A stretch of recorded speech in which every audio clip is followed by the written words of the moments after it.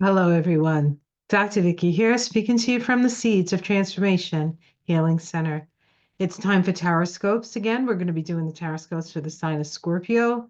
That's Scorpio Sun, Scorpio Moon, Scorpio Rising for the month of February 2025. So before we get started, I want to welcome my new subscribers. I want to say hello to my tried and true who have been with me for years as we walk this very interesting path together. Also, thank you to my patrons on Patreon. Thank you for your continued support. And for my new members on my channel, welcome to you as well. Thank you for your support. Now, before we get into the specific astrology for Scorpio, I just want to go over some general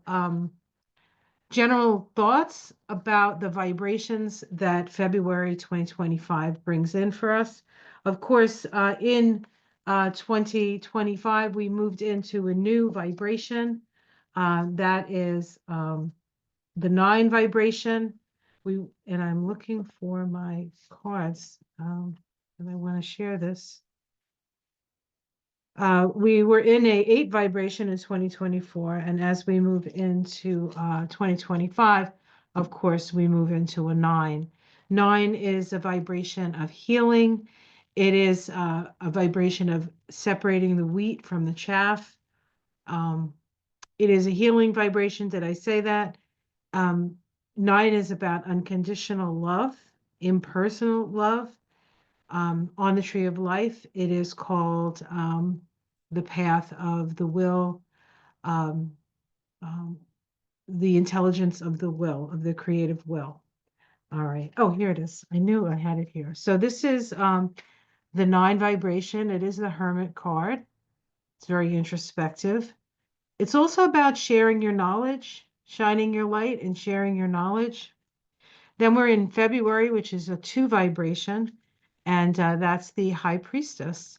Now, on the Tree of Life, this has a special place on the Tree of Life because it connects the crown, Kether, to Tiphereth, the heart. So it's right down the center of the tree. It is the longest path on the Tree of Life. It is known as um, the desert, crossing the abyss, as it were.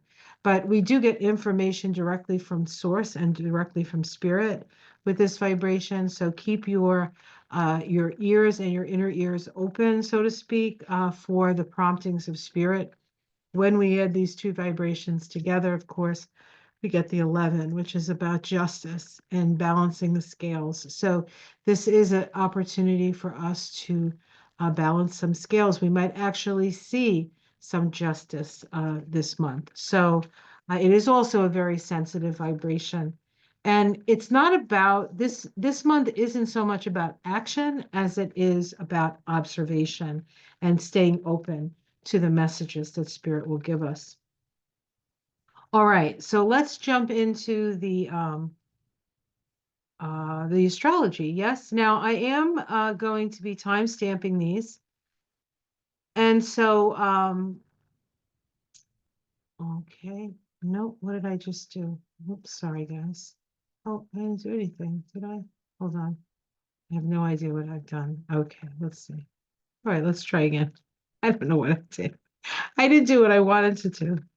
This is odd. There's 2 share buttons. Okay, let's see if I share from here.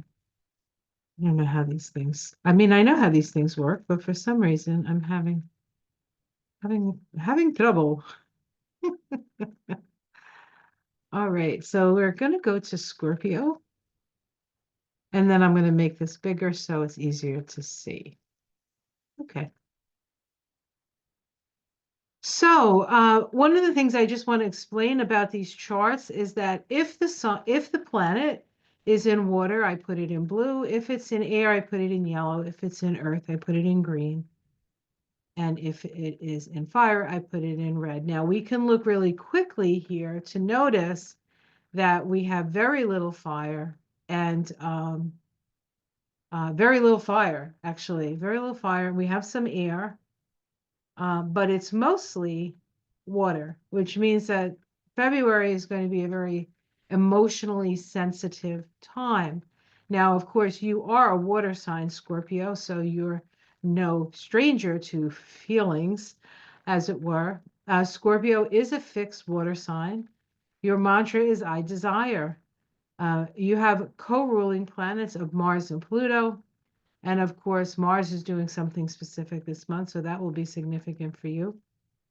Um, and you notice that the preponderance of water found here in your fifth house. Your fifth house is your house of creativity. It's the house of love. So those issues come to bear. Now, the nodes of the moon, interestingly enough, shifted last month in January from Aries, North Node, South Node, Libra, to North Node, Pisces, South Node, Virgo. So this axis on your chart is activated. The fifth and the 11th house is the axis of love. The fifth house is more personal love. The 11th house is more um, sort of more impersonal, uh, friendship, that kind of, people of like mind. And and then the fifth house is more about like people of one heart, so to speak. Um, the North Node will be moving through the house of creativity and the like. So this can be, or the universe is asking you to um, be a little bit more creative. Also, the fifth house generally is a little bit more of an isolated house. For those of you who are artists out there, you know that you a lot of times, in order to do art, you have to isolate yourself, spend time in your own mind, whether you're writing a novel or you're painting a picture or you're doing a sculpture. It really is a very much an internal process, even though we're talking about the fifth house, which is the natural house for Leo. Um, but the artistic process is that of being on your own, whereas the opposite house is where you spend your time with friends. So it's very possible that you're going to be spending a little bit more time doing, so to speak, your own thing, which I think can be very helpful. Now, the sun starts the month in Aquarius, of course, that is your fourth house. Also, Mercury starts the month in Aquarius. Pluto now is in your fourth house and will be there for 19 years. So that's not going anywhere anytime too fast. And of course, Pluto is the planet of transformation. The fourth house is the house of family, clan, soul, and endings, actually. So there is a lot of that sort of very soulful, deep energy, which, of course, as a Scorpio, I think you guys wrote the book on that, actually. Mars, your co-ruler from Pluto, is in Cancer. It is retrograde and goes direct on the 23rd of February. Now, Mars has been retrograde initially in Leo from December 6th until January 6th. On January 6th, it moved back into Cancer and has been there, moving backwards, and now on the 23rd turns around and starts to move forward. It's going to spend a lot of time. Normally, Mars, when it's moving in a direct motion, will spend about 6 weeks in an area of your chart. Now, with the retrograde, it spends about 6 months. And we're really not going to get out of this Mars retrograde energy until about May. So by the time April rolls around, the beginning of May, we'll have an idea of what this Mars retrograde really meant. And for you, it was in your house of career, the 10th house. That's where it started, and then it moved into the 9th house, which is the house of your philosophy of life. It's a house of what you believe to be true. It's a house of truth and justice, really. So you may have been having some issues with that, like what's true, what's not true, what's just, what's not just, right? All right, we do have a full moon in the sign of Leo. That means the moon will be full in Leo in your 10th house, with the sun in your fourth house. That activates the axis of security. It's also a parental axis. It often describes how you were parented, actually, by the houses on the cusp. I mean, the signs on the cusp, or the planets that may be in there. but there is an awareness. And we do have Uranus squaring that full moon. Uranus is at about 24, 25 degrees of Taurus. It just stationed at the end of January and is now moving forward. And so so this full moon, which is pretty passionate because the Leo moon's is no shrinking violet, made a little bit more so, or a little bit more unstable perhaps by the square to Uranus. So you can be aware of that. There can be some surprises with that full moon. All right, Venus ingresses into Aries. That's the first thing that happens.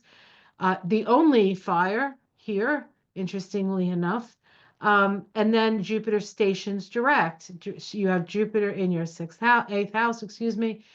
It's been moving backwards for a while. It's going to move forward. Jupiter spends about a year in a house. The eighth house is our shared resources. It's also the house of inheritance. It's the house of taxes, and it's the house of insurance. Did I say insurance already? And so there can be some, it's worth paying attention to those issues in your life. I know a lot of people who are suffering the fires and different catastrophes have had their insurance companies cancel them for different reasons, not for non-payment, right? Oh, you don't get fire insurance anymore. Oh, but there's a fire. Shucks, like it's not good. It's not good at all. All right. Let's see, what else do we have? Mercury ingresses into Pisces. Mercury moves from Aquarius to Pisces as sort of that Pisces pileup that we have going on here. And then the sun follows suit, ingresses into Pisces on the 18th. Mars stations direct on the 23rd. And then we have a new moon in Pisces. So the new moon in Pisces is in the 5th house. It's a time of planting seeds. Pisces is very imaginative, very creative, and it's in a creative house. So this may be a time when you want to start a creative project of some sort. As I said, it could be a painting, or you could write a poem, or anything. I mean, there's all kinds of creativity. Even cooking is creative, right? You can come up with some new recipes if that happens to be the thing that you most desire to create. I do want to point out that we have the Scorpio here, and then we have the eagle on this side, because the Scorpio energy actually has three symbols: the scorpion, the eagle, and then the the phoenix rising from the ashes. And a lot of people will be rising from the ashes this month. All right, so that is the story, Morning Glories. Let me stop the share here. All right, and I'm going to do a card reading using Light Seers deck. All right. So what does Scorpio need to be aware of this month? What does Scorpio need to be aware of this month? Oops. Oh, dear.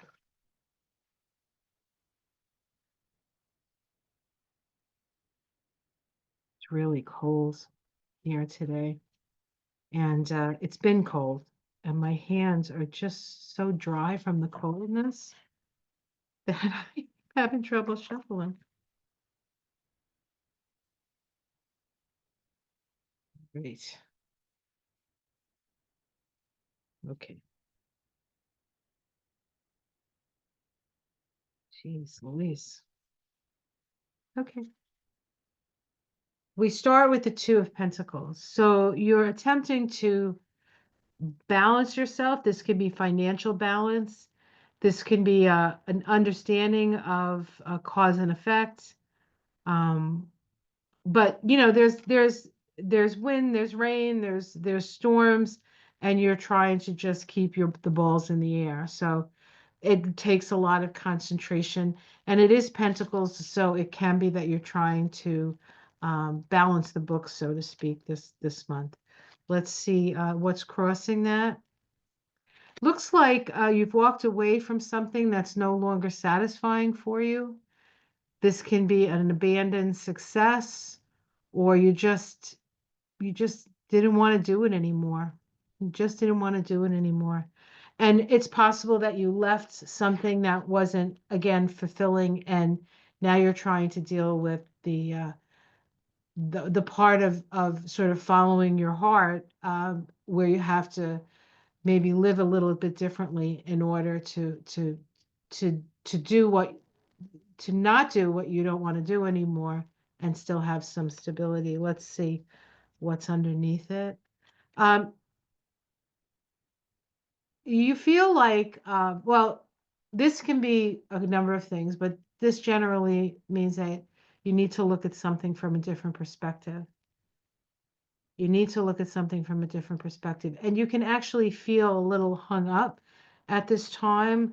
Like there are things that you don't have control over, and that's not making you feel so good. You know, Scorpio does like to have control. In the past, we have the Seven of Pentacles. You've been nurturing something, but it's not quite ready. It's not quite ready to harvest. So that could be part of the distress with the finances. In the sky, we have the Wheel of Fortune. This is the changing world. It feels very sort of unstable. It feels very much like the things that perhaps you worked for you at one point no longer work.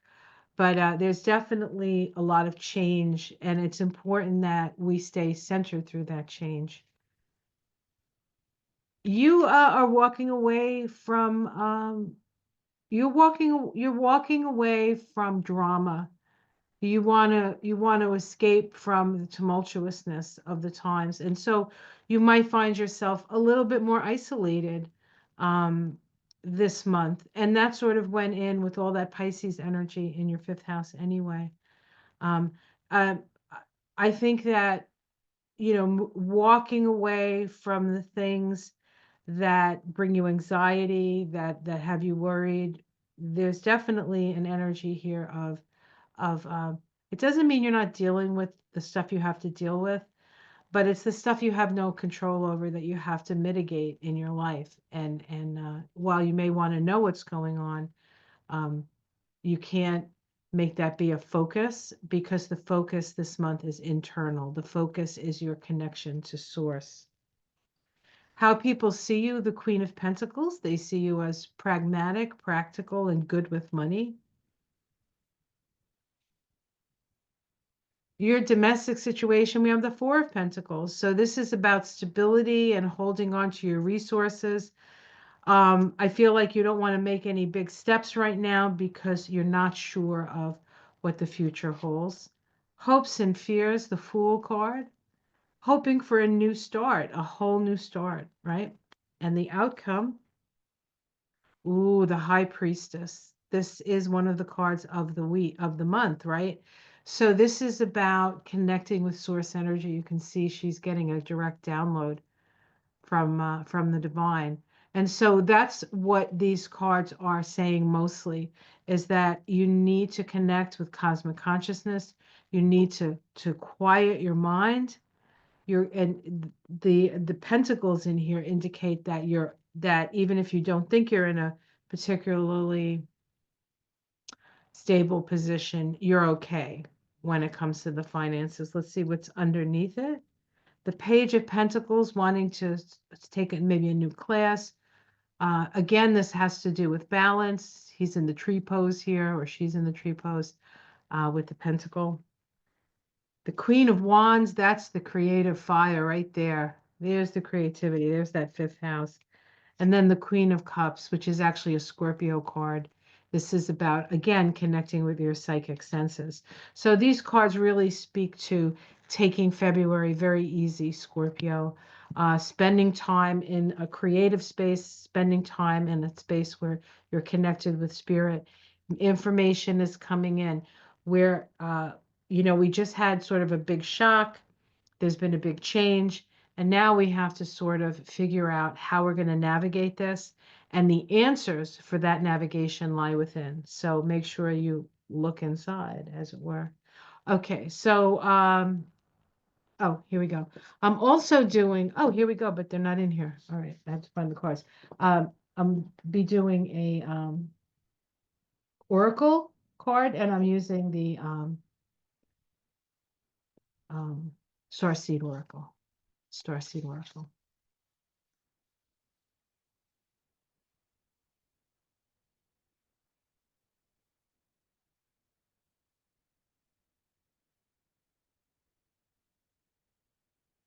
Star family. Oops. There we go. Star family. Okay, let me read this to you.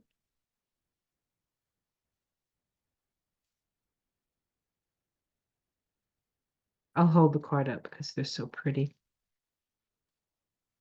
Star familia, as we say in New Jersey. Familia, mi familia. You're part of a team of souls. Call in support. At some stage, we were each part of a soul cluster, a gathering of souls who broke away from one another to experience themselves individually. Those who are a part of your soul cluster are part of your star family. Your star family are those souls who are cut from a similar cosmic cloth. You haven't just experienced lifetimes together, your souls were once actually one. It is very common for star family members to incarnate at similar times, to work with anchoring a similar frequency of light, and to cross paths with each other. Um, think about the people in your life. Who do you feel who do you feel is part of your star family? If this card comes up in a spread, it is likely that you met someone who is part of your star family or you are about to. You know, it's interesting because I do a lot of readings for people, and very often I've never met somebody I've done a reading for, and there's an immediate resonance. And so I'm actually, through my work, getting to meet a lot of my star family, and it's really neat because it's like you feel like you've known them for years and you just met them, right? And that I know happens to you a lot, Scorpio. So this is a time of introspection. It is a time of being alone. But if you do need companionship or company or help, don't worry about ask for help. Ask for help. Say, Star family, who can help me here? And you'd be amazed at what you can accomplish. All right, guys, I hope you have a peaceful and healing month. Um, 2025 promises to be a year like no other. And so rest up for it. All right.